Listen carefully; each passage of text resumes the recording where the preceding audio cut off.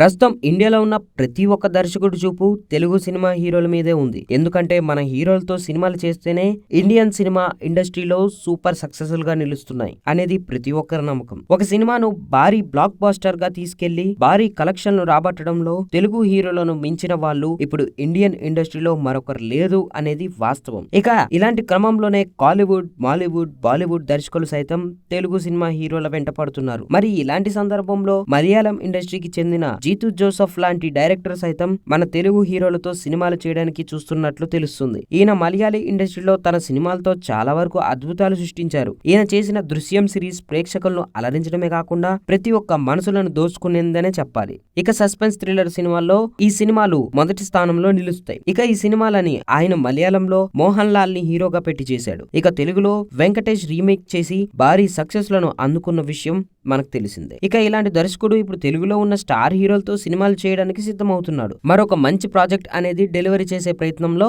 ఉన్నట్లుగా తెలుస్తుంది. మరి ఇప్పుడు అందరి హీరోలు వరుసగా 2-3 సినిమాలు కమిట్ అయి ఉన్నారు. కాబట్టి ఆయన చెప్పిన పాయింట్ చాలా కొత్తగా ఉన్నప్పటికీ మన హీరోలు డేట్స్ ఇచ్చే అవకాశాలు అయితే లేవు. మరి ఈయన మన హీరోలతో సినిమాలు చేయాలంటే చాలా సంవత్సరాల పాటు వెయిట్ చేయాల్సి, మరి అన్ని సంవత్సరాలు వెయిట్ చేసే ఓపిక ఆయనకు ఉందా, లేదంటే మలయాళం ఇండస్ట్రీలో ఉన్న స్టార్ హీరోలతో సినిమాలు చేసే ప్రయత్నం చేస్తాడా అనేది కూడా తెలియాల్సి ఉంది.